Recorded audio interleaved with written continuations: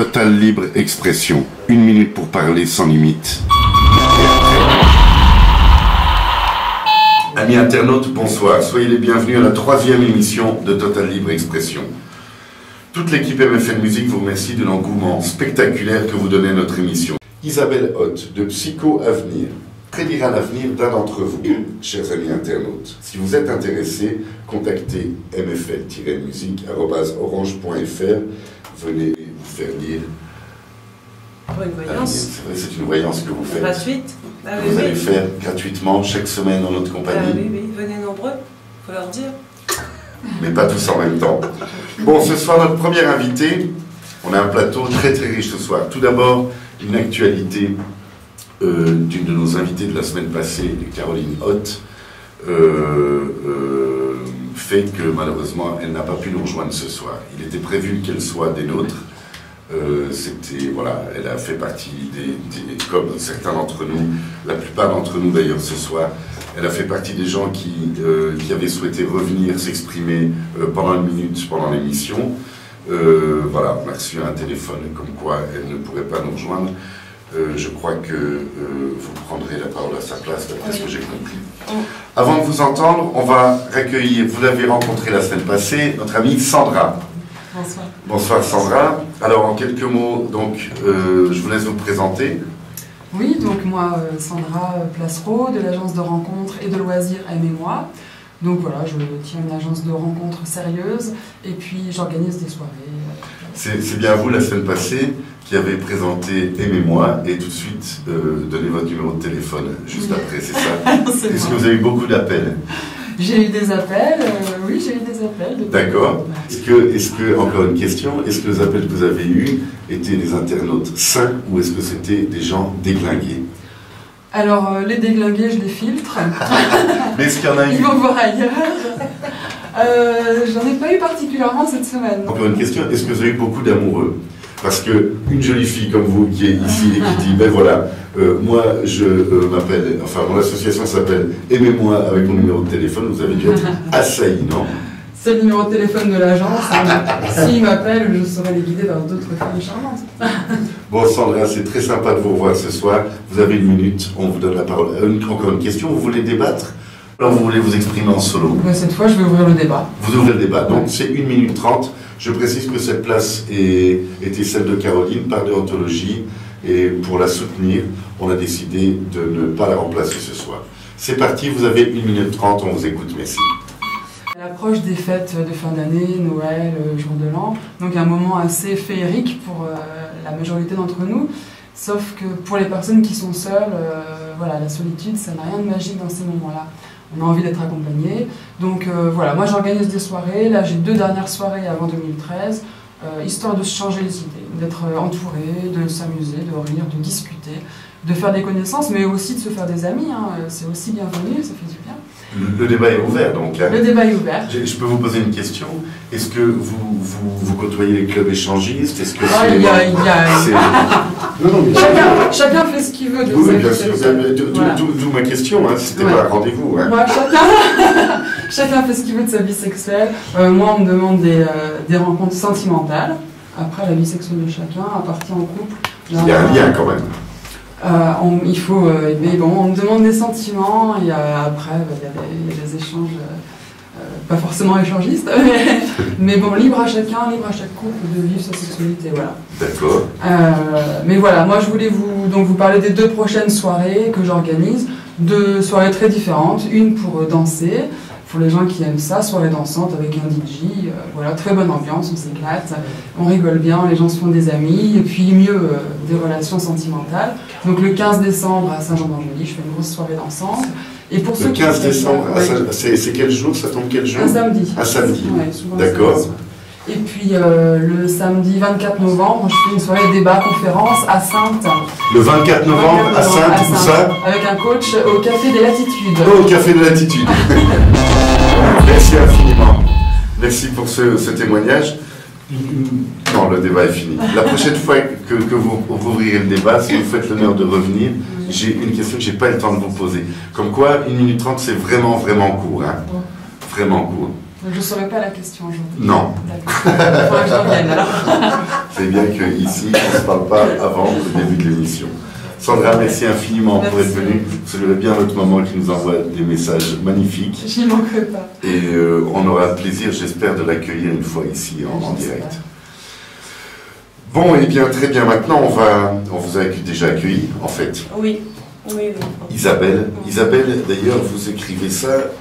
Est-ce qu'on peut vous appeler Isabelle, Belisa? Comment ça marche votre Isabelle. Isabelle. Isabelle. Mais vous Isa pour les Vous intimes. l'écrivez en 2 mots. Voilà. Ah ouais, Ouais. vous avez raison. Voilà. Peut-être. Isabelle, est-ce que vous voulez ouvrir le débat? Est-ce que vous voulez parler en solo? Qu'est-ce que vous avez décidé ce soir? On va ouvrir le débat. D'accord, très bien. D'abord, je voudrais excuser l'absence de ma sœur qui tenait absolument à participer à votre émission parce qu'elle avait beaucoup de choses à dire concernant le décès de son fils et de mon neveu Frédéric. Donc voilà, ça serait bien qu'on débatte.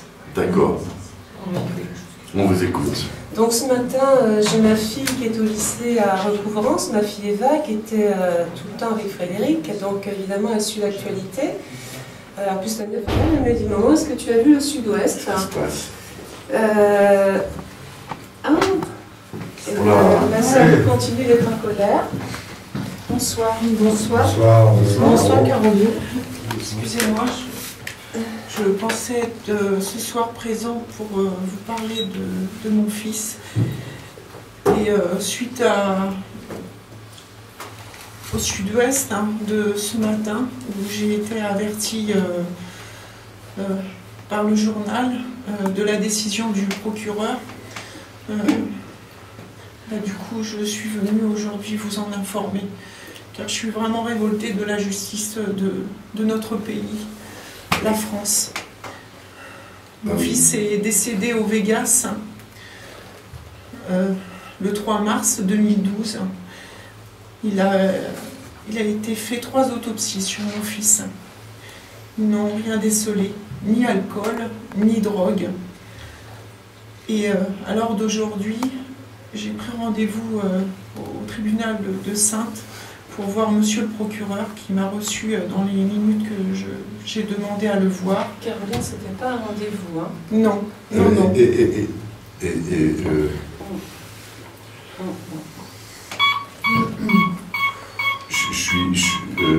Je ne sais pas quoi faire, je suis vraiment désolé, mais le chronomètre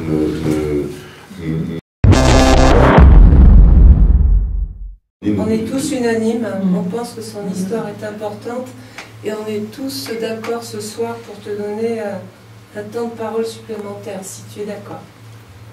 On est tous solidaires. Tous solidaires pour Caroline et son enfant. Je sais bien que ça perturbe ton émission, Franck, on s'en excuse, mais on a tellement été touchés par ce qui s'est passé ce matin, je trouve que c'est important de pousser un bon coup de gueule aujourd'hui et de dire vraiment ce qui se passe. Ayant vu l'article, je pense que des minutes seront nécessaires, voire des heures, mais là ce sera quelques minutes si tu veux. Bonsoir Caroline. Bonsoir. T'es pris de court là. Ok. Excuse-nous. 1, 2, 3, 4.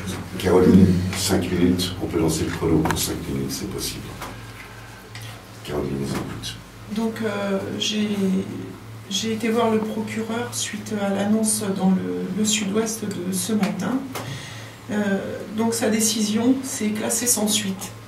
Mon fils a ses dires. Le vigile n'avait pas assez de 2 minutes pour sauver mon fils. Il n'y avait pas de défibrillateur, donc pour lui, il ne pouvait pas le sauver. J'ai trouvé inadmissible, je lui ai demandé si je pouvais faire appel. Ce que je ferai dès demain, c'est de demander au juge d'instruction de reprendre le dossier afin que le Vegas et le vigile soient jugés. Excuse-moi, est-ce que je peux te couper 2 minutes? Parce qu'il y a quelque chose que je ne comprends pas quand tu dis que... On peut servir un petit verre à Caroline, s'il vous plaît? Qu'ils n'ont pas pu sauver ton fils dans les 2 minutes? Oui, c'est ce qu'on m'a dit. Pour quelle raison? Le procureur m'a dit que quand Frédéric s'est effondré sur la piste et que le vigile, à l'aide de l'ami de Fred, Steven, l'ont évacué sur le bitume dehors, en pensant qu'il était alcoolisé à ce moment-là, qu'il n'avait pas assez de temps pour faire les premiers gestes qui auraient peut-être, je dis bien peut-être, pu sauver Frédéric. Mais ils n'ont même pas daigné essayer de le sauver. Mais la conclusion, c'est qu'il a eu un arrêt cardiaque, si j'ai bien compris. Oui, l'autopsie a révélé que Frédéric n'avait aucun problème de cœur, pas d'alcool, pas de drogue, c'est vraiment un arrêt du cœur. Voilà. Enfin là, il y a quelque chose que je ne comprends pas, parce que moi-même, je peux parler de mon expérience personnelle. Moi-même, j'ai fait des arrêts cardiaques. Je suis en train de parler à côté de vous. Des gens m'ont sauvé après plus de 2 minutes. Enfin, moi, je ne sais pas exactement les circonstances de comment ça s'est passé, mais apparemment, je n'arrive pas à comprendre trop ce genre de réponse, parce que moi-même, ça m'est arrivé plusieurs fois. Je suis dans des services cardiologiques parce que je suis suivi, je suis en attente de greffe de cœur. Je connais des gens qui ont fait des arrêts cardiaques à un nombre inimaginable et ils sont toujours vivants, quoi. Parce qu'il y a des gens qui sont intervenus très vite. Maintenant, dans les 2 minutes, je ne sais pas ce qu'ils entendent dans ça, mais enfin, moi je sais que le temps que le SAMU arrive et le temps que les pompiers interviennent et qu'on nous transfère, il y a plus que 2 minutes. C'est si les gens de l'entourage interviennent dans les 10 minutes, 10 minutes. Ouais, il y a des chances de sauver les gens. Il y a un massage cardiaque à faire. On a dépassé les 2 minutes. Hein. Et en plus, c'est un lieu public, excusez-moi. Est-ce que les cas sont égaux? Est-ce que les cas sont égaux? Enfin, est-ce qu'on peut définir autant d'eux que 10 minutes? Mais dans le doute, par principe. Au moins faire les premiers gestes. Voilà, c'est ce qu'on essaye de faire comprendre aux gens. Moi, par mon site, Bruno Tous pour un pour tous, je passe des informations où, dans les lieux publics, où surtout on accueille des jeunes en nombre, boîte de nuit, concert, n'importe quoi, qu'on forme un minimum ou qu'on mette des secouristes autour pour que s'il se passe quelque chose, ce genre de problème n'arrive pas. J'entends bien, mais est-ce qu'il n'y a pas de défibrillateur? C'est comment ça s'appelle? Oui, en principe, maintenant, il y a des endroits... Est-ce qu'il n'y en a pas dans cette boîte? Tout à fait, Franck. Lors des faits, en fait, il n'y avait pas de défibrillateur. Et je viens d'apprendre aujourd'hui que c'est la commission de sécurité qui, elle, va établir s'il y a un besoin réel de défibrillateur. Il faut savoir que le Vegas a une superficie de plus de 5000 m², qu'il y a 1200 personnes qui viennent s'amuser chaque week-end au Vegas. Il y a des personnes âgées aussi qui viennent au Vegas, non? Dans les repas d'enfants. Voilà. Donc comment ça se fait que la commission de sécurité n'a pas obligé le Vegas à mettre des défibrillateurs? Et comment se fait-il que le vigile a-t-il vraiment son brevet de secourisme? Non, mais moi, je n'ai pas de défibrillateur chez moi, mais si quelqu'un fait un arrêt devant moi, je ne le mets pas dehors, voilà. J'appelle des secours. Voilà. Mais quel que soit l'humain que l'on est, même si on n'a pas des connaissances, on a tous des portables. Oui, tout à fait. Voilà. On aurait pu au moins prévenir. Ce qu'il faut savoir, c'est lors de cette soirée-là, il y avait une vingtaine de pompiers qui faisaient la fête au Vegas. S'ils avaient averti, ne serait-ce qu'au micro, les sauveteurs étaient sur place. Et il faut quand même, ce qui est grave, c'est que le vigile a posé la question au petit Steven, qu'est-ce qu'il faut que je fasse? Est-ce qu'il faut que j'appelle les pompiers? Il y avait déjà 1 minute de passé. Dans cette minute-là, on aurait pu sauver largement Frédéric. Au moins faire les premiers gestes. Ou en tout cas essayer. Essayer. Le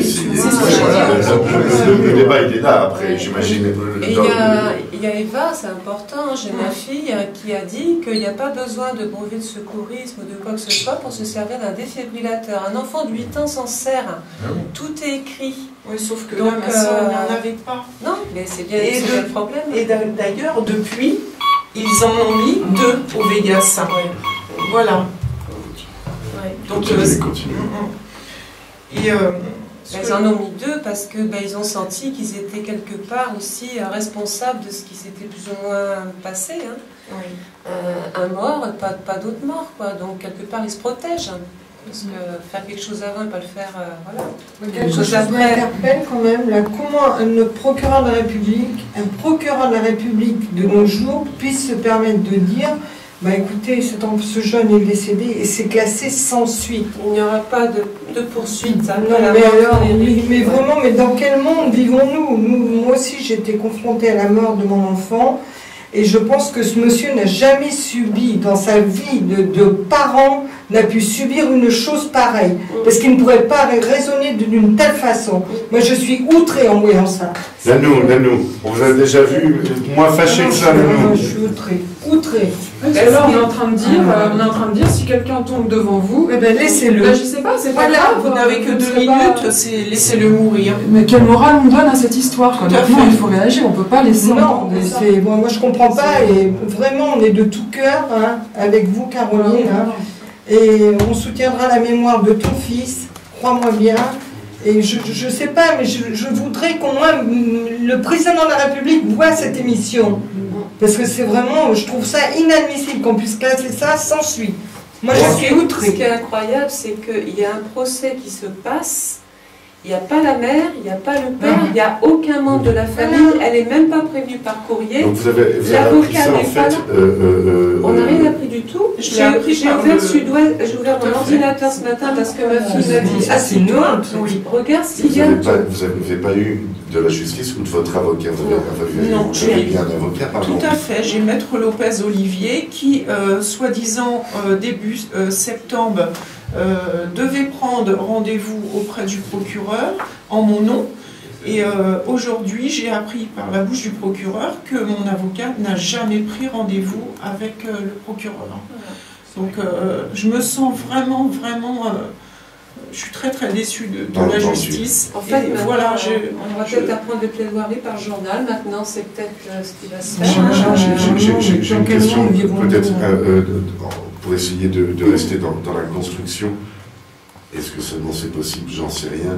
Est-ce qu'il y a quelque chose que les gens qui vont nous entendre, les internautes, est-ce que nous, on a quelque chose qui vous semble un chemin intelligent à suivre, pas dans le conseil de comment réagir si une autre fois ça arrivait? Je crois que ça, on le savait. Malheureusement, on n'était pas présent là, mais enfin, on aurait bien imaginé quoi faire à ce moment, ou en tout cas, qui appeler. Mais par rapport à ce qui vous arrive, qu'est-ce qu'on peut, nous, concrètement, essayer de faire pour être à vos côtés? Bah déjà, on n'a pas donné les minutes à mon fils, hein, mais vous me donnez vos minutes à vous. C'est déjà un premier pas. Et je lance un appel à toute personne qui pourra venir en mon aide pour qu'il y ait justice, que justice soit faite. Je demande que ça.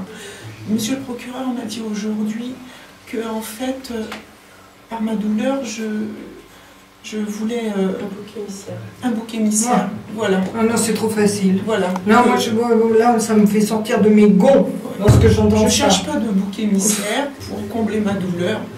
De toute façon, elle ne pourrait pas, elle n'est pas assez grande. Je pense que jusqu'à la fin de mes jours, mon fils me manquera. Ouais, ouais. Et aujourd'hui, j'attendais mieux que la justice. Je ne demande pas, je ne suis pas une femme qui a de la haine.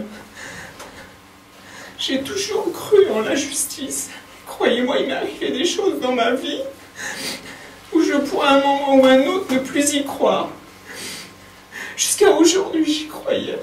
Mais je pense qu'il y a de bons avocats, car Voilà. il y a un vrai système. Je pense Voilà. que si on nous entend, s'il y a des gens qui sont prêts à venir aider ma sœur, nous, on est prêts à recevoir toute forme d'aide, que ce soit dans le conseil, que ce soit dans associatif, que ce soit même humain. Déjà, ce que fait Franck et Nora ce soir, c'est super, et tout le monde, on vous remercie. Déjà de nous donner ce temps de parole et de pouvoir vraiment crier notre colère, voilà. Mais c'est vrai que s'il y a des personnes qui ont un peu de temps, qui ont un peu de minutes à nous consacrer, puisqu'apparemment c'est une histoire de minutes, on prend tout.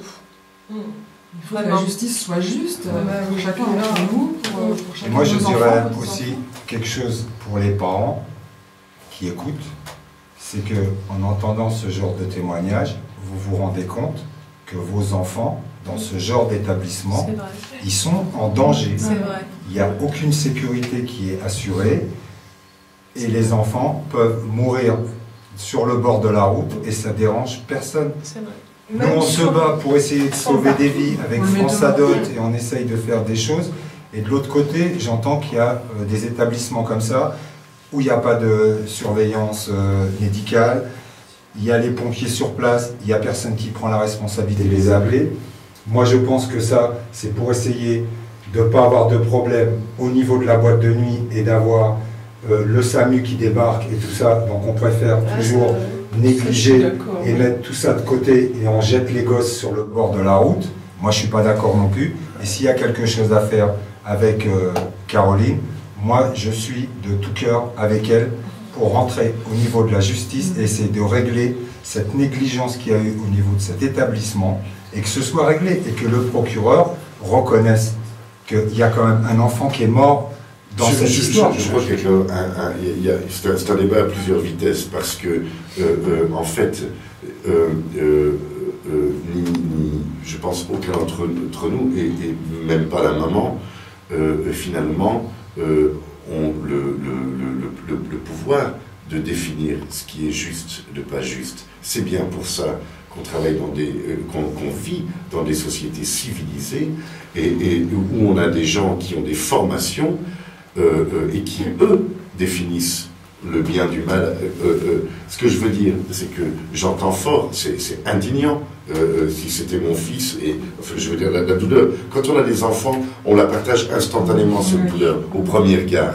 Ça, c'est certain. Moi, j'ai le privilège de ne pas encore avoir vécu ça. Je me permets de parler parce que le débat est ouvert, mais et qu'on a fort dépassé de toute façon le temps. Mais je veux juste dire une chose, c'est que la justice, moi je ne crois pas qu'on doive aller, quand bien même ça paraît fort injuste, quand bien même tout ça, je ne crois pas que ce qu'on doit donner comme message aux gens, il y a des jeunes qui nous écoutent aussi. Je crois qu'il faut croire en la justice. Je pense que la justice, peut-être parfois, se trompe. Comme chacun d'entre nous, on peut prendre des mauvaises décisions et se tromper. Mais on ne peut pas condamner une institution qui est censée régir et protéger les gens qu'on côtoie. Les jeunes qui vont en boîte, moi j'ai de la peine à laisser dire, oui mais les jeunes ils ne peuvent pas aller en boîte parce que c'est pas sécurisé, oui, on ne peut pas faire ça, on a tous été en boîte, on a tous vécu notre jeunesse, on a eu le privilège de passer à travers ce genre d'incidents, mon Dieu, ou mon Allah, ou mon qui on veut, c'est formidable, mais j'aimerais juste pas qu'on condamne. Non, en fait, j'aimerais qu'on ne condamne rien, ni les boîtes. S'il y a une injustice là, juste pour terminer, s'il y a une responsabilité qui, par les acteurs de cette justice, pour ce cas précis, fait que la responsabilité n'a pas été trouvée, ou pas interprétée, ou peut-être que c'est bien pour ça que tout le monde a le droit de faire appel, et qu'une révision du procès permet de revoir certains éléments du dossier, alors c'est formidable. Mais de là à mettre en cause la sécurité dans les boîtes de nuit, ou alors... Non, mais c'est j'ai pas un débat qui va dans le bon sens, mais je pense qu'on ne peut pas généraliser. Il y a des gens qui ont des bons réflexes, il y a des vigiles. Moi, j'ai des potes qui sont dans la sécurité. Ce sont des mecs, je te garantis, il peut arriver quelque chose à n'importe quel d'entre nous. Ils auront l'œil, parce qu'il y a des gens qui ont ça, quoi. Il est vigile. Non, mais attends, il a été quelques années, il a travaillé au rancho. Il est à même à me parler vraiment... Qui est Franck? Non, je te dis. Ah pardon, excuse-moi. Mon ami Sylvain. Ah d'accord. Voilà, il est vigile, il a été vigile pendant quelques années dans une boîte de nuit. Donc il est le premier à m'avertir de leur fonctionnement. Voilà. Oui. Et donc lui, à plusieurs reprises, il a appelé les urgences. Il n'était peut-être pas amené à voir... Il n'avait pas les gestes, lui, mais voilà, il savait... mais au moins, il a appelé. Il avait la conscience de la... Voilà, c'est ce que j'essaye de dire. Non, on ne peut pas condamner... Attends, il faut absolument que j'arrive à placer quelque chose. Oui. C'est pas le fait qu'on veut faire peur aux enfants de dire qu'il ne faut pas aller en boîte de nuit parce que vous n'êtes pas en sécurité. C'est pas ça. Moi, ce que je parle, c'est les adultes qui sont derrière et qui accueillent ces jeunes. Oui, bien sûr, bien sûr. Après, qu'on dise qu'il y ait... Bien sûr qu'il y a des vigiles qui sont sérieux et qui eux-mêmes ont des gosses, ils ne vont pas laisser Mais ce que je veux dire, c'est un truc, ça doit être automatique. Tu travailles dans un lieu où il y a du monde, surtout quand il y a des jeunes, il y a un minimum de personnes qui doivent être assermentées dedans, si jamais il y a un problème de santé, qu'on puisse assurer quelque chose. Évidemment, mais je ne suis pas en train de dire... Je ne remets pas du tout le contraire. Je remets personne. Il faut responsabilités. juste que certaines personnes sont, malheureusement, là, la preuve en est, ils ont été incompétents. Tout simplement. Ok, donc l'appel le démontrera, voilà. forcément. Mais la justice je veux que ce vigile n'exerce plus son métier, qui... parce que pour moi, il n'est pas apte à être vigile. Alors c'est un autre débat, voilà. C'est un second débat. Mais moi je pense qu'il n'y a pas de mauvaise justice. C'est comme un jour un professeur a dit à mon fils, lors d'un conseil de classe, mais ça, et ce sera le mot de la fin. Et ce sera le mot de la fin. Il n'y a pas de mauvais élèves et de mauvais professeurs. Et bien là, c'est pas une justice, c'est simplement beaucoup de gens qui la représentent, c'est tout. Voilà. Merci infiniment, en tout cas, bravo pour cet élan de solidarité, pour tout ça. Caroline, on peut être que à vos côtés. Si vous avez besoin de quoi que ce soit, vous comptez sur nous, on est là. Si ce débat ouvre et demande à différentes personnes d'avoir un droit de réponse par rapport à ce qui est dit, je me dois de l'ouvrir et si possible, et le plus possiblement, et si possible, en votre compagnie aussi, évidemment. Voilà, vous êtes toujours les bienvenus, vous serez toujours les bienvenus. Moi, je m'engage à vos côtés pour être celui qui pourra, je ne sais pas faire quoi, mais en tout cas y être. Voilà, merci à vous tous. Merci à tout le monde. Merci de on applaudit cette émission. On en fera d'autres, ne vous inquiétez pas, je crois parmi plus d'informations à des saluts. Ouais, c'est impeccable, tu ne te tracasses pas. Super. Je vais dire qu'on a lancé.